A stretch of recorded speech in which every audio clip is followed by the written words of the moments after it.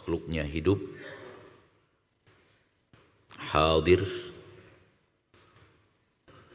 kemudian fokuskan di titik yang dimintakan kepada makhluk itu sesuatu yang bisa dilakukan oleh makhluk itu.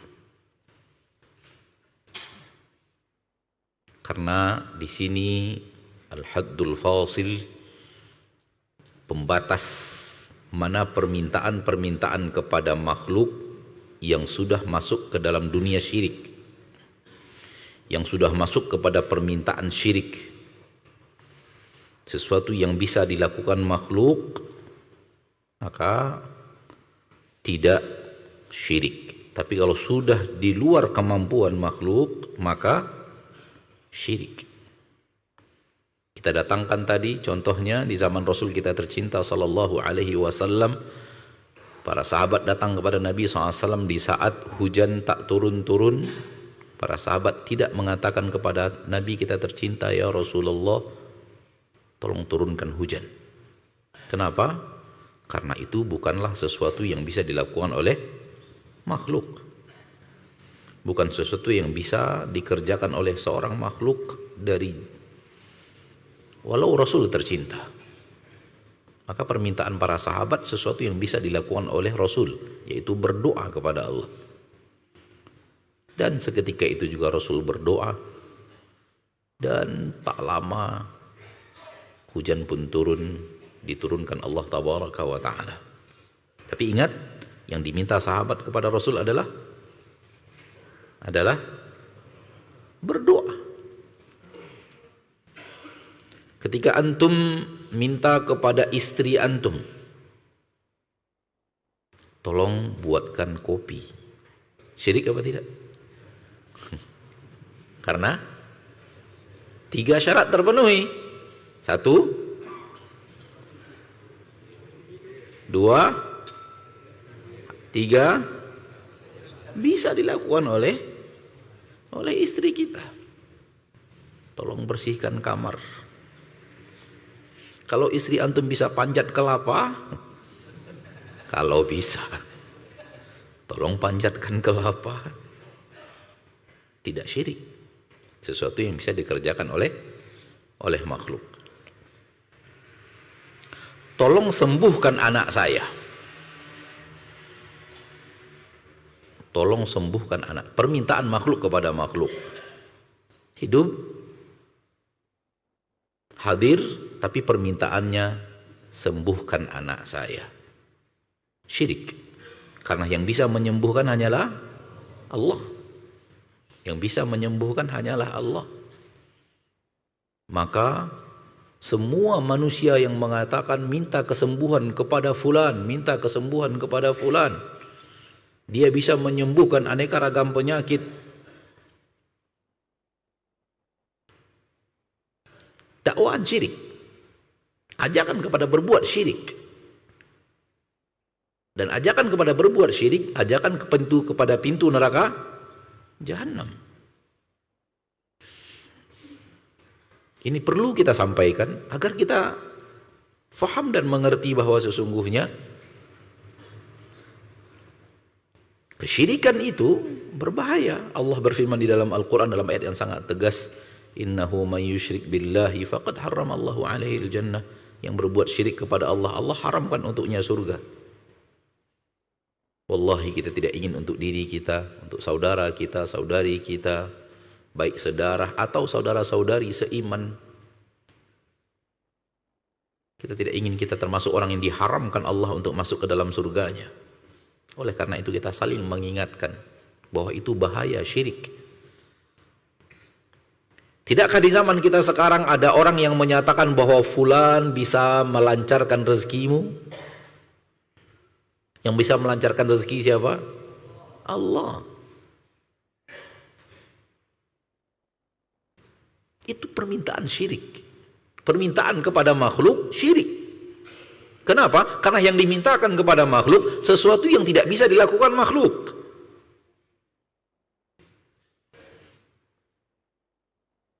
Minta kekayaan kepada dukun. Dukunnya miskin. tinggalnya di hutan, rumahnya gubuk, logika saja nggak nyambung. Kalau si dukun itu bisa melancarkan rezeki, harusnya dia tidak miskin. Di depan mata nyata itu dukun miskin, tapi diyakini karena rakusnya dan tamaknya manusia terhadap harta, diyakini dukun itu bisa melancarkan rezeki, bisa mendatangkan jabatan. Si dukunnya seumur hidup jadi lurah pun enggak, tak punya jabatan.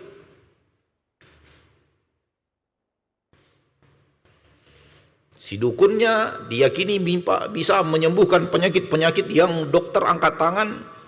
Si dukun batuk nyari obat ke warung. Nauzubillahi min dzalik. Logika manusia biasanya mati kalau akidahnya bermasalah. Logika manusia biasanya mati kalau akidahnya bermasalah. Akidah tidak lurus membuat logika nggak jalan. Sekiranya orang itu bisa melancarkan rezeki, harusnya dia orang yang kaya raya. Minimal di kampungnya dia yang paling kaya, minimal.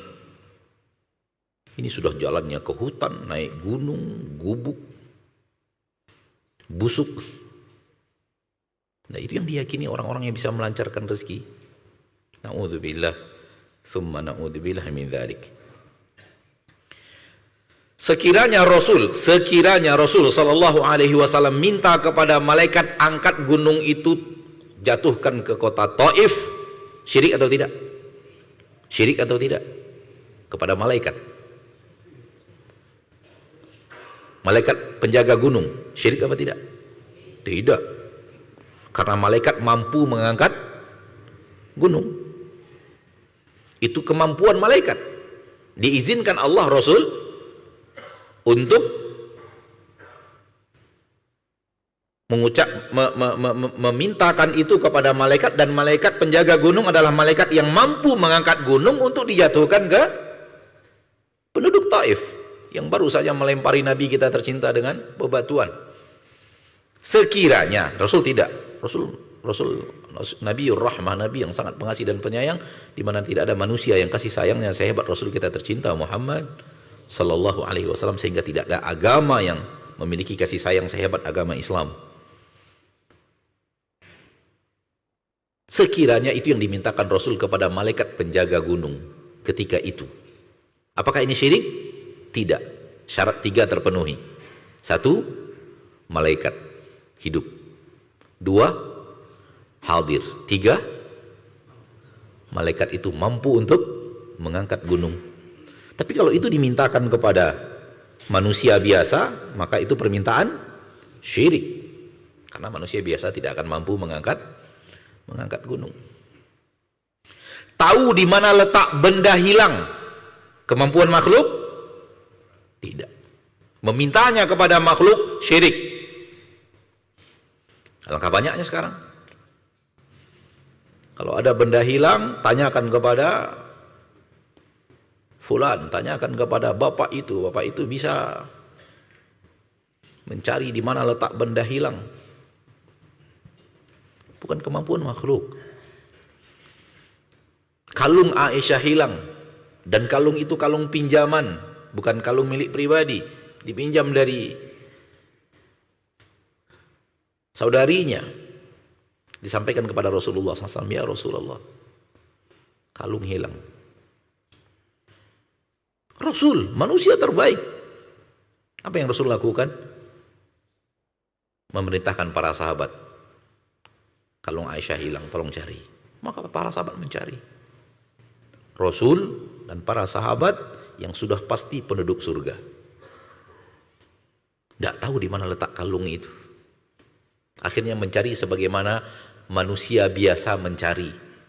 Antum pernah mencari kunci hilang? Ya kira-kira segitulah. Karena itulah kemampuan manusia. Dia tidak tahu di mana letak benda yang hilang. Termasuk Rasul tidak tahu di mana letak benda itu. Maka Rasul menyuruh para sahabat, penduduk surga, orang-orang yang Allah cintai, yang hadir di perang Badar, yang hadir di perang Uhud, suruh mencari. Karena kemampuan manusia adalah mencari, bukan mengetahui di mana letak benda itu hilang, di mana letaknya.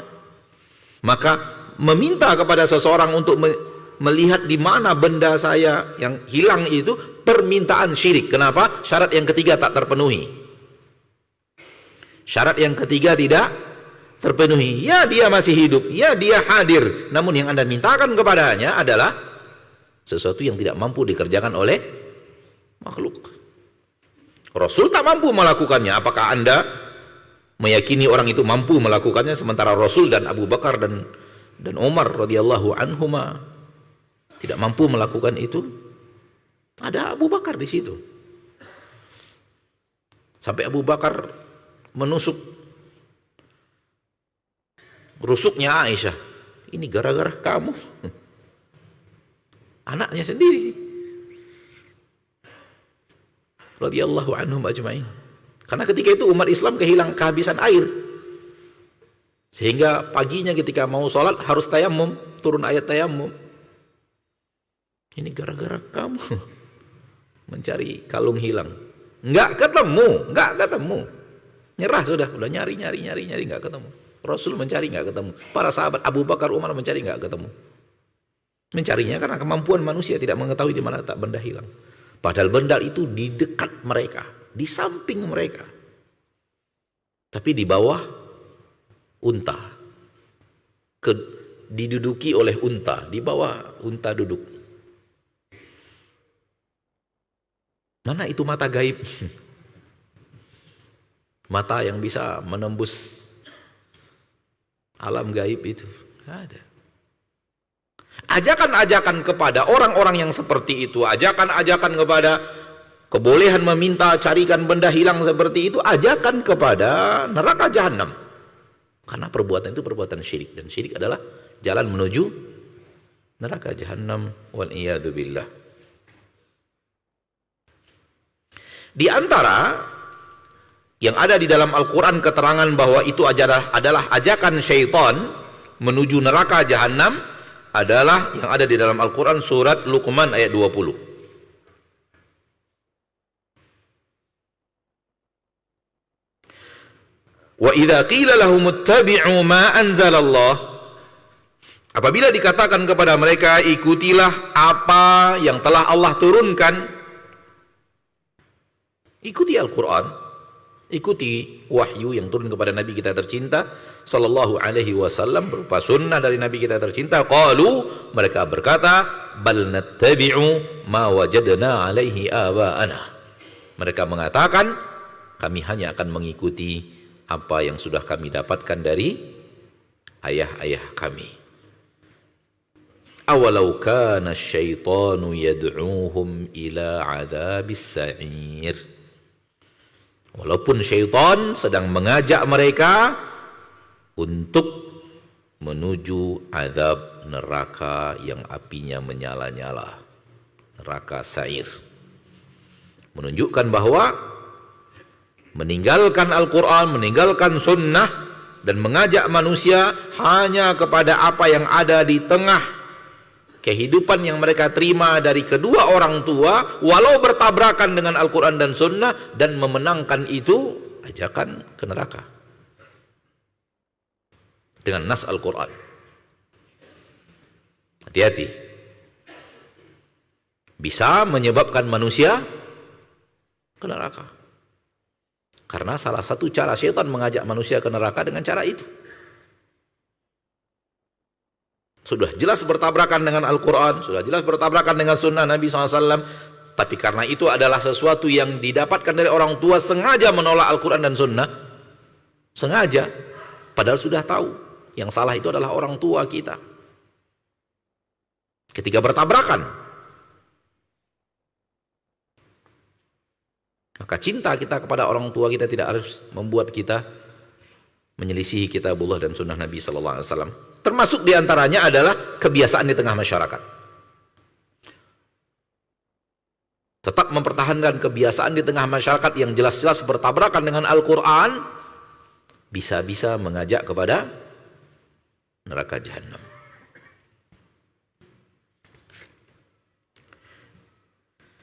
Di antara hal-hal yang dia adalah bab yang bisa saja mengajak manusia kepada pintu neraka jahanam adalah bolehnya keluar dari agama,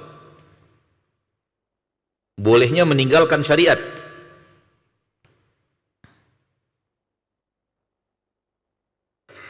Tidakkah pernah kita mendengar orang-orang yang mengatakan fulan sudah sampai kepada jenjang agama yang sangat hebat sehingga untuk dia boleh tidak sholat? Orang seperti dia tidak ada lagi kewajiban untuk sholat baginya, tidak ada lagi kewajiban berpuasa.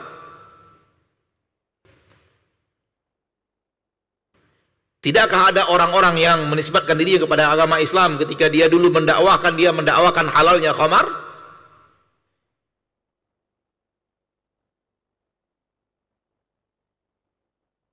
Ini ajakan ke neraka. Dan orang-orang yang mengajak kepadanya adalah dai-dai yang mengajak manusia kepada pintu neraka jahanam. Umat Islam, barakallahu fiikum, hak untuk menghalalkan dan mengharamkan milik Allah. Barang siapa yang merampasnya, dia telah melakukan hal yang sangat berat pelanggarannya di dalam syariat. Hak untuk menghalalkan dan mengharamkan adalah milik Allah. Rasul saja sallallahu alaihi wasallam tidak punya hak untuk itu. Oleh karena itu turunnya surat At-Tahrim di saat Rasulullah SAW mengatakan tidak akan minum madu. Ditegur oleh Allah. Rasul tidak mengharamkan, tapi ketika Rasul menjauhi sesuatu yang Rasul sangat suka, sallallahu alaihi wasallam, Rasul sangat mencintai madu, sangat suka minum madu. Namun ada kendala ketika itu, lalu Nabi mengatakan berarti saya tidak akan minum madu lagi. Turun teguran dari Allah tabaraka wa taala. Maka menghalalkan dan mengharamkan itu milik Allah. Jangan pernah kita berani menghalalkan kecuali sesuatu yang kita tahu Allah menghalalkan.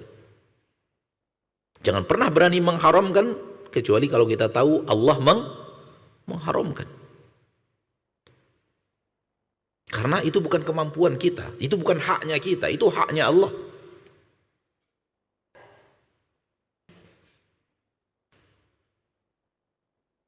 Ketika turun firman Allah di dalam Al-Quran, ittakhadhu ahbarahum wa ruhbanahum arbaban min dunillah, mereka telah menjadikan rahib-rahib mereka Rabb selain Allah. Sahabat datang kepada Nabi SAW yang pernah beragama Nasrani dan mengatakan, ya Rasulullah, kami tidak pernah mengibadati mereka, kami tidak pernah menjadikan mereka Rabb. Mereka ulama ya, tapi kami tidak pernah menjadikan mereka Rabb. Kata Nabi SAW, bukankah apa yang mereka halalkan itu kalian halalkan? Apa yang ia haramkan itu kalian haramkan? Kata sahabat, iya, kalau itu iya. Halal apa yang dihalalkan oleh rahib-rahib kami. Yang haram adalah apa yang diharamkan oleh rahib-rahib kami. Kata Nabi SAW, fatilka ibadatukum iyahum. Itulah ibadah yang telah kalian lakukan kepada mereka, sehingga dengannya Allah mengatakan kalian telah menjadikan rahib-rahib kalian adalah Rabb. Disebab halal dan haramnya tidak kalian kembalikan kepada Allah, namun kalian kembalikan kepada rahib-rahib itu. Rahib kalian yang menghalalkan, kalian halalkan.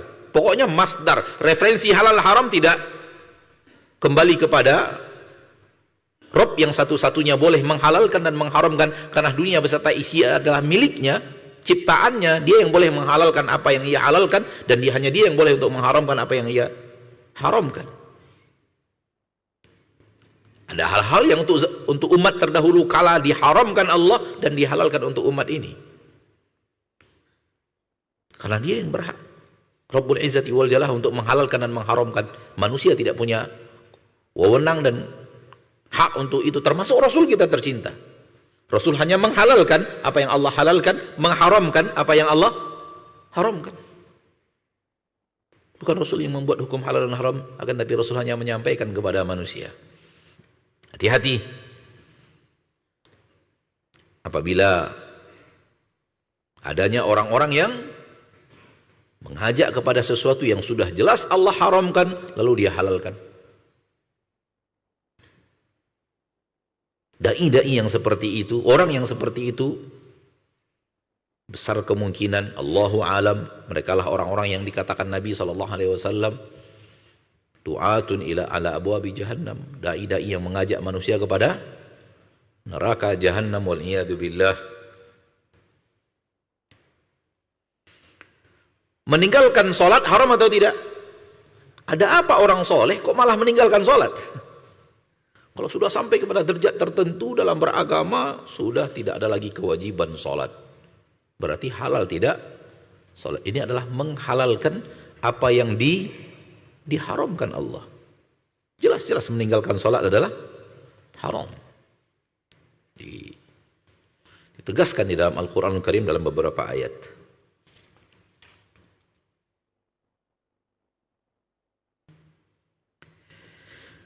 Di antara hal yang bisa mencampakkan manusia kepada neraka jahannam adalah dai-dai yang mengajak manusia untuk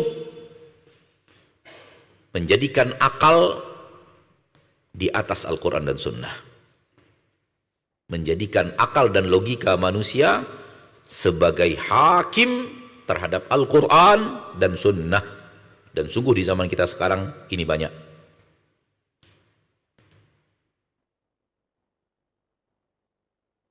Al-Quran dan Sunnah jangan diterima kalau tidak sesuai dengan akal Anda. Ketika tidak sesuai, mainkan akalmu, utak-atik Al-Quran dan Sunnah. Wallahi, ini adalah perbuatan yang bisa mencampakkan manusia kepada neraka jahannam. Dan orang-orang yang mengajak kepadanya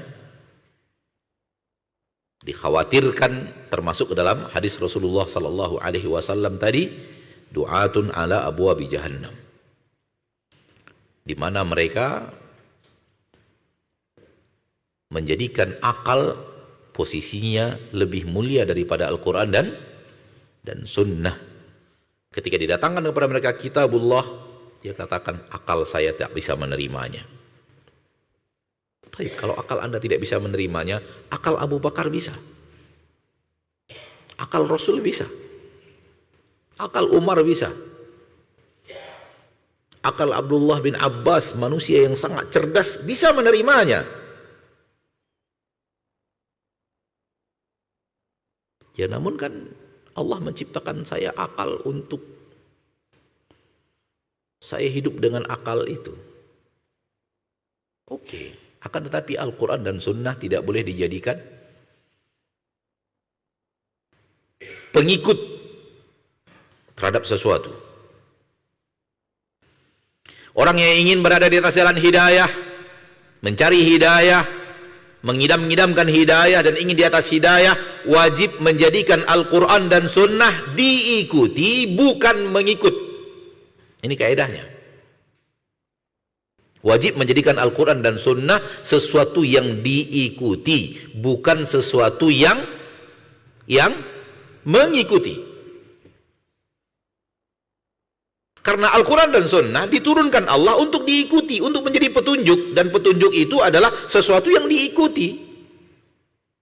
Tidak dikatakan petunjuk kalau dia tidak diikuti. Tidak dikatakan petunjuk kalau dia harus ngekor kepada yang lain. Ya atau tidak? Apa namanya itu hidayah? Petunjuk. Kalau seandainya petunjuk itu masih perlu yang lain untuk dia ikuti. Bukan dia sentral kebenaran. Bukan dia sentral hidayah. Dia membutuhkan tambahan lain untuk menjadi hidayah. Nah,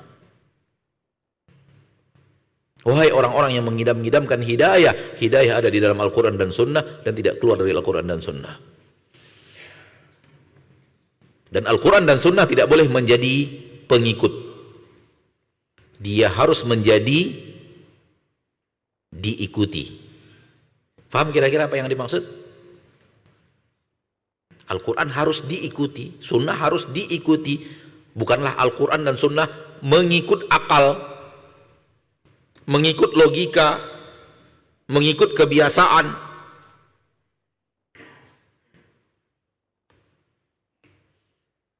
Berkali-kali Allah mengatakan Al-Quran yang Allah turunkan hudan linnas, petunjuk untuk manusia. Manusia berarti manusia plus akal. Bukankah manusia Allah ciptakan pakai akal? Iya, berarti manusia dan akalnya, petunjuk untuk manusia dan akalnya adalah Al-Quran. Maka dakwaan atau ajakan dakwah yang mengajak sekarang memenangkan akal dibanding Al-Quran dan Sunnah, na'udzubillahi min dzalik, mencampakkan Al-Quran daripada hidayah, sumber hidayah dan ketaatan kepada Allah Tabaraka wa Ta'ala, sumber petunjuk.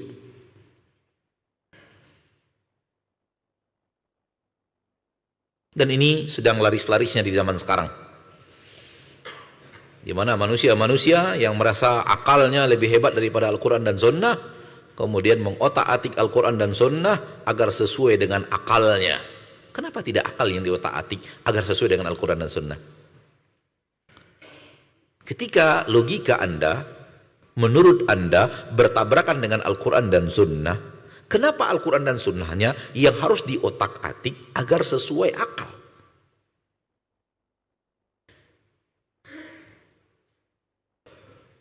Yang benar, menurut saya, akal yang harus diotak-atik agar kemudian sesuai dengan Al-Quran dan Sunnah.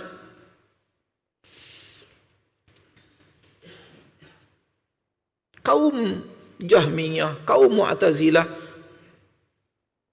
akal menjadi sesuatu yang lebih dimenangkan daripada Al-Quran dan Sunnah. Sehingga ketika menurut mereka bertabrakan dengan akal, Al-Quran dan Sunnah yang harus dirubah-rubah, dipreteli, dibengkeli agar sesuai dengan akal mereka. Karena akal mereka menyatakan begini, begini, begini, dan ini adalah hukum yang qat'i karena akal menentukan akan itu. Adapun ini tidak, maka ini harus ikut akal. Batil. Wallahi batil. Bagaimana mungkin apa yang Allah turunkan dikalahkan oleh akal manusia? Antum a'lamu amillah, apakah kalian lebih tahu daripada Allah? Terakhir, kalau ada yang mengajak manusia untuk mengikuti seseorang secara mutlak, apapun yang dia katakan pasti benar, nggak mungkin salah. Ini juga hal yang bisa menyeret manusia kepada neraka jahanam. Waliyadzubillah. Tak ada yang punya hak seperti ini, ketaatan seperti ini daripada manusia kecuali Nabi Muhammad sallallahu alaihi wasallam. Apabila kita diajak untuk percaya kepada seseorang totalitas 100% apa yang dia katakan pasti benar, tidak mungkin salah, walaupun kemudian ditambahkan dengan kalimat kalau salah pun nanti dia yang bertanggung jawab di hadapan Allah, ini tidak laku. Ini tidak boleh. Karena satu-satunya manusia yang wajib ditaati seperti itu hanya Nabi kita tercinta Muhammad sallallahu alaihi wasallam. Dan alangkah banyaknya masuk pemahaman-pemahaman batil, akidah-akidah batil, disebabkan adanya orang-orang yang diyakini apa yang mereka katakan semua benar dan apa yang mereka dakwahkan semua benar, dan seluruh yang mereka katakan adalah kebenaran yang harus diikuti. Na'udzubillah min dzalik. Haram hukumnya menjadikan seseorang seperti itu karena telah menjadikan dia bagaikan Rasulullah sallallahu alaihi wasallam. Apalagi di zaman kita sekarang. Siapa yang punya kebenaran mutlak? Seluruh perintahnya mutlak kebenaran, seluruh larangannya mutlak kebatilan. Enggak ada. Zaman yang penuh dengan fitnah, zaman yang penuh dengan syahwat, zaman yang penuh dengan niat-niat yang tidak baik. Itu tidak diberikan oleh para sahabat kepada Abu Bakar dan Umar. Akankah diberikan kepada manusia yang jauh hidup setelah mereka?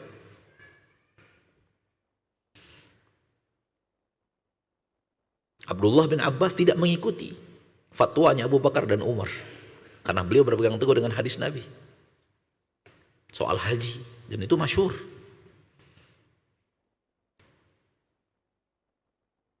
Abu Bakar dan Umar berfatwa dengan ilmu, tapi Abdullah bin Abbas ada hadis yang beliau pegang, itu yang beliau pegang. Beliau tidak mengikuti fatwanya Abu Bakar dan Umar. Dan Abdullah bin Mas'ud mengatakan di musim haji apa yang dilakukan Utsman ini salah. Ini tidak sesuai dengan sunnah. Lihat 3 manusia terbaik di permukaan bumi ketika itu. Ketika beliau hidup.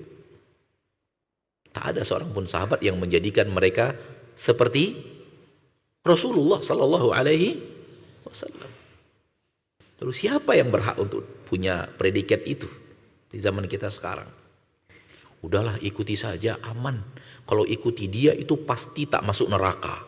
Wow. Bahkan sampai kepada titik ikuti saja. Nanti kalau seandainya ditanya oleh malaikat mungkar dan nakir di dalam kubur, katakan saya pengikut fulan. Nah itu aman, itu nggak akan ada azab kuburnya. Wow. Abu Bakar dan Umar tidak punya apa yang Anda miliki. Bukankah ada yang mengajak seperti itu sekarang? Terdengar sampai ke telinga kita, walau dengan media-media yang dimudahkan Allah sekarang. Apa namanya kalau bukan ajakan kepada neraka jahanam? Ikuti apa yang beliau ajarkan, pasti aman dari neraka. Rasul saja berkata kepada anaknya, Fatimah, ya Fatimah, putrinya Muhammad, salini mimali ma syi'ti, hartaku minta kepada aku. La ughni anki minallahi syai'a. Di akhirat saya tidak bisa berbuat apa-apa untuk engkau. Itu Rasul. Hadis sahih Imam Bukhari.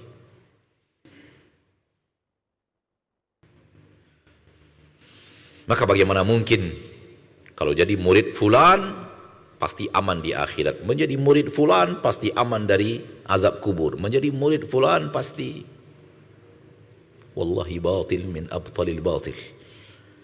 Akan tetapi manusia menganggapnya agama, terpedaya dengan orang-orang yang menyatakan itu agama karena berbajukan agama.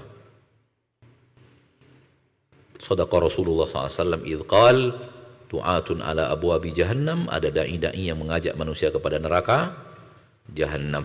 Kita tidak bicara manusianya, kita bicara konteks ini adalah jalan ke neraka. Da'i yang mengajaknya berarti mengajak kepada jalan ke neraka. Karena amal seperti ini bisa menyerumuskan manusia ke neraka. Soal manusia ke neraka atau tidak, urusannya adalah hisab di depan Allah yang Maha Pengasih dan Maha Penyayang. Ini yang bisa kita sampaikan pada kesempatan yang berbahagia ini secara materi. Ma'asyarul muslimin, ma'asyarul muslimat, hendaklah kita berusaha untuk menjadikan petunjuk itu bersumber semuanya daripada Al-Quran dan Sunnah. Dan yang paling dibenci oleh Allah daripada hambanya adalah syirik dan kufur.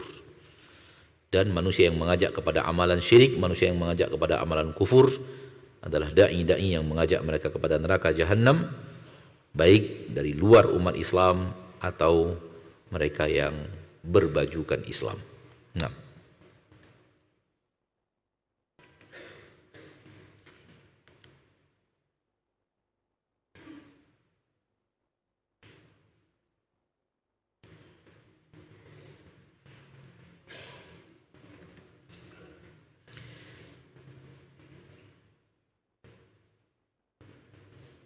Ustadz, surga dan neraka itu hak Allah. Manusia yang taat beribadah belum tentu masuk surga. Dan manusia yang rajin berbuat maksiat belum tentu masuk neraka. Apakah ini benar? Salah total.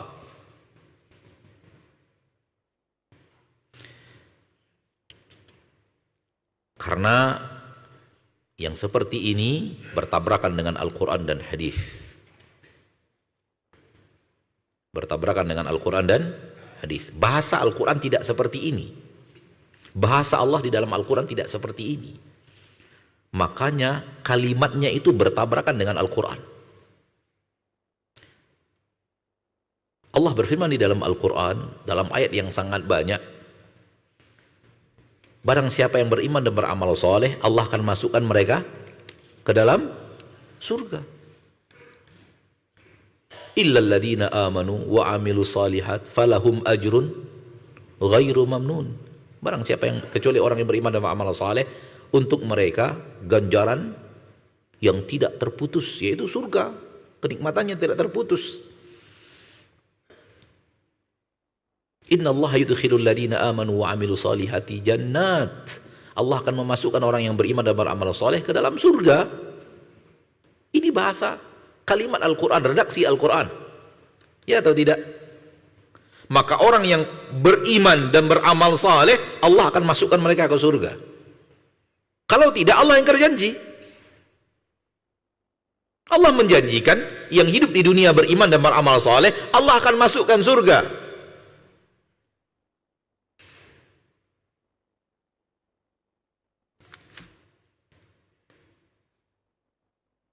Manusia yang taat beribadah belum tentu masuk surga.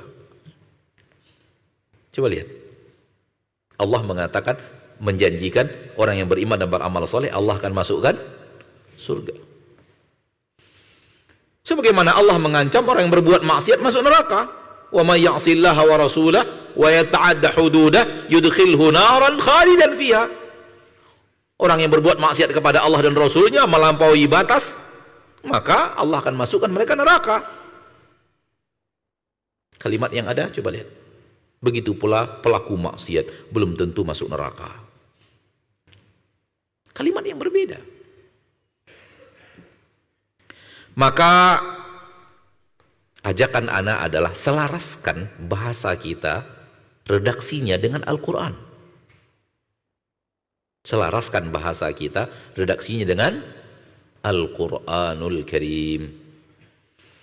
Kalimat-kalimat seperti ini membuat manusia akhirnya malas beribadah karena belum tentu masuk surga, dan berani berbuat maksiat karena belum tentu masuk neraka. Sehingga janji dan ancaman Allah tak ada di dalam kalimat ini. Dan dikembalikanlah kepada pilihan manusia. Kalau dikembalikan kepada pilihan manusia, akhirnya nafsu manusia, hawa nafsu manusia lebih dekat kepada, lebih mengajak kepada maksiat daripada kepada taat. Maka redaksinya batil. Sesuaikan redaksi dengan redaksi yang ada di dalam Al-Quranul Karim, dalam sunnah Nabi SAW. Man ata'ani dakhalal jannah. Barang siapa yang taat kepada aku akan masuk surga. Wa man asani faqad aba. Barang siapa yang berbuat maksiatku, dialah orang yang enggan, tak mau masuk surga. Ini dari Nabi kita tercinta. Ini redaksi nabawiyah, ini redaksi Nabi, ini redaksi sunniyah, ini redaksi yang sesuai dengan sunnah. Dan ini yang harus kita sebarkan. Naam. Ada bahasan yang seperti ini, namun bukan begini cara menyebarkannya. Bukan begini cara menyebarkannya, dan tidak disebarkan dalam bentuk khalayak umum seperti itu. Sekiranya seseorang berdosa, taubat kepada Allah. Allah Maha penerima taubat. Dan semua dosa di sisi Allah tidak ada yang tidak bisa diampuni. Yang berbuat maksiat kepada Allah, sampaikan kepada dia seperti itu. Namun redaksi umum seperti ini akhirnya akan mengajak manusia malas ibadah dan mengajak manusia tak takut maksiat. Kalau saya rajin ibadah belum tentu masuk surga, kalau saya rajin maksiat belum tentu masuk neraka. Ya maksiat aja lah, mudah-mudahan surga. Itu hasilnya tuh. Itu hasilnya. Wallahu alam. Hati-hati dengan redaksi yang salah. Walau di dalamnya, kalau di detail yang bahasan ada, kalau diterangkan benar maknanya diberikan kepada makna yang benar, bisa masuk dalam makna yang benar, tapi tidak seperti ini mengajak manusia. Kalau ini redaksi umum, bahaya. Nah.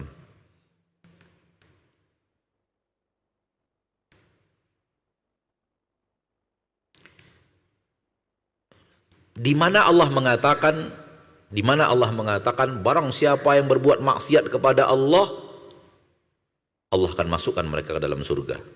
Di mana coba? Di mana? Atau sebaliknya, barang siapa yang beriman dan beramal soleh, Allah masukkan mereka neraka. Di mana? Di mana dalam Al-Quran?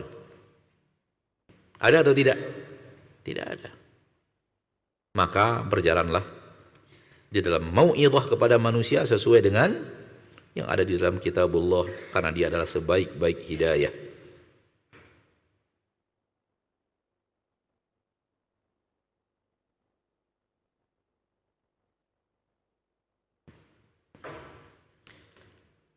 Kalau ana mau safar, ana biasa WA ibu untuk pamit dan minta didoakan untuk kelancaran dalam bersafar.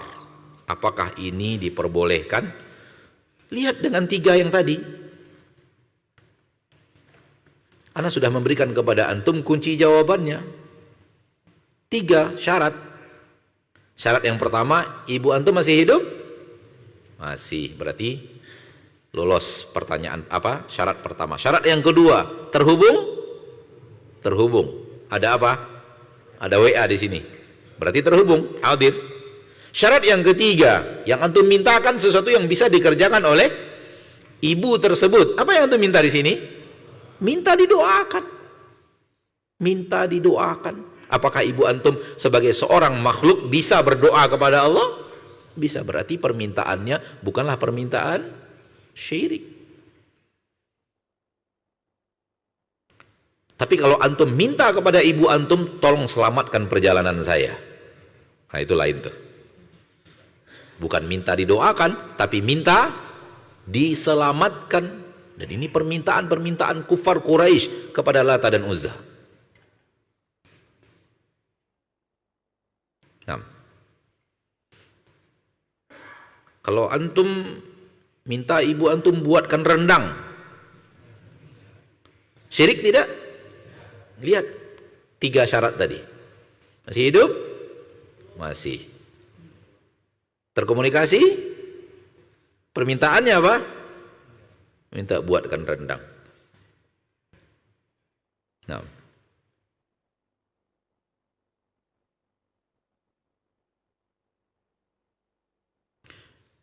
Ustadz, tolong nanti kalau Ustadz masuk surga, cari saya ke neraka ya. Tolong kalau saya di neraka nanti cari saya ke neraka dan angkat saya ke surga. Lihat permintaannya. Ustadz, kalau Ustadz nanti masuk surga, tak bertemu saya di surga, ternyata saya di neraka, tolong cari saya ke neraka dan bawa saya ke surga. Ini permintaan syirik, hati-hati. Karena Ustadz itu tidak bisa melakukan itu. Ada hadis dalam Sahih Muslim, orang mukmin dalam persaudaraannya sangatlah luar biasa. Sampai-sampai di surga mereka berkata kepada Allah, wahai Rob kami, ada saudara-saudara kami yang di dunia sholat bersama kami, puasa bersama kami, beribadah bersama kami tidak menemukan mereka di surga. Kata Allah, cari mereka ke neraka. Kalau kalian temukan mereka, maka bawa ke surga. Ini syafaat dari Allah, bukan, maksudnya pertolongan Allah. Melalui syafaat saudara antum, bukan murni kemampuan saudara antum itu untuk mencari ke neraka. Beda. Allah yang memberikan izin. Lalu kemudian kata Nabi SAW, penduduk surga mencari sahabat-sahabatnya, saudara-saudara seimannya yang dulu sholat bersama mereka, puasa bersama mereka. Dan orang-orang yang Allah takdirkan akan mendapatkan syafaat dari sahabat-sahabat soleh itu, wajah mereka tidak disentuh api. Artinya wajahnya, dia pernah hancur itu wajah, tapi ketika saudara-saudaranya itu datang, wajahnya terjaga dari api sehingga dikenali, oh ini fulan, angkat dengan izin Allah. Tapi bukan murni kemampuan beliau. Maka memintanya seperti lafaz tadi, hati-hati, syirik. Karena seolah-olah itu kemampuan orang tersebut untuk turun ke neraka, cari orang-orang. Enggak, dia tidak punya kemampuan itu. Justru lihat, ya Allah. Penduduk surga mengatakan, ya Allah. Minta dulu kepada Allah. Kami punya saudara-saudara yang tidak terlihat. Lalu Allah memberikan pertolongannya melalui mereka. Maka mintanya kepada Allah, bukan kepada saudara-saudara yang kita anggap soleh.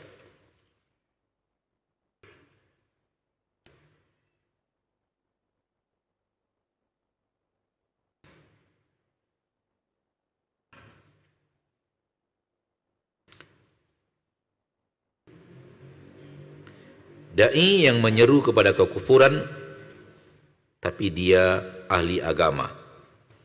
Kenapa bisa demikian? Sejatinya dia juga tidak mau dimasukkan ke neraka. Ahli agama menurut panjenengan. Hati-hati. Karena ada ahli agama menurut kita, tidak ahli agama menurut Allah. Karena menurut kita, akhirnya kita tertipu. Karena dia ahli agama menurut penilaian kita, dan penilaian kita bisa benar dan bisa salah.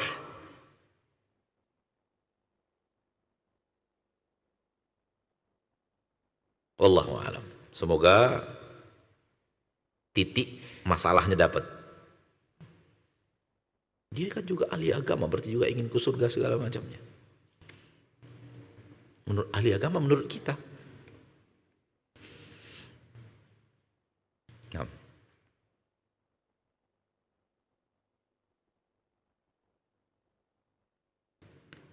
Bagaimana caranya membentengi diri dari dijadikan tumbal pesugihan? Wallahu alam, di antaranya adalah zikir pagi dan sore. Zikir pagi dan sore, sholat subuh berjamaah, rajin-rajin membaca Al-Quran. Dan ketika singgah di sebuah tempat, berlindung kepada Allah Tabaraka wa Ta'ala. Doa dan zikir adalah benteng pertahanan muslim dari aneka ragam gangguan makhluk, termasuk makhluk halus.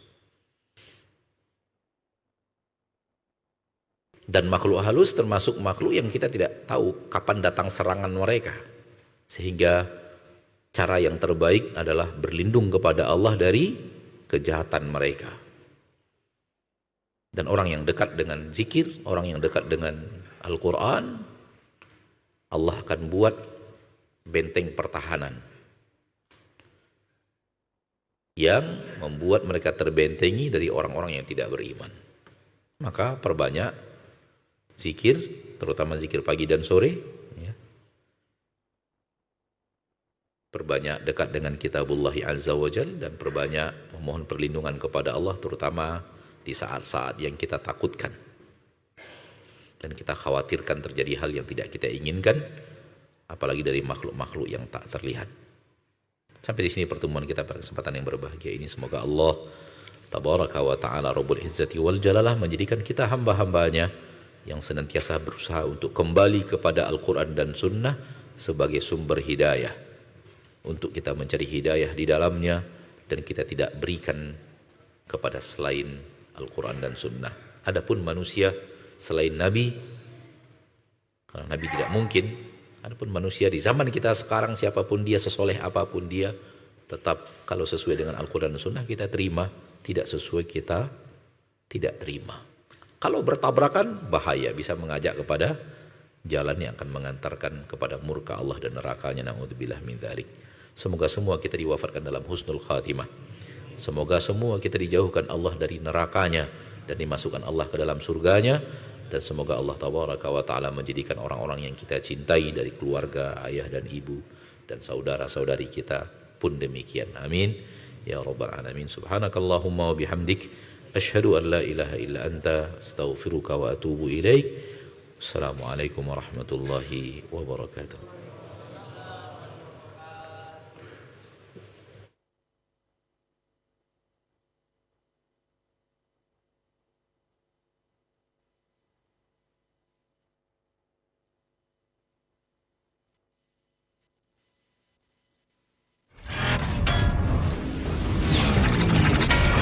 Roja TV.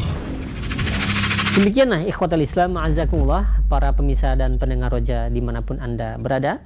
kajian ilmiah yang telah kami hadirkan dan kami telah pancarluaskan dari Masjid Al-Barkah, Jalan Pahlawan, Kampung Tengah, Cilengsi.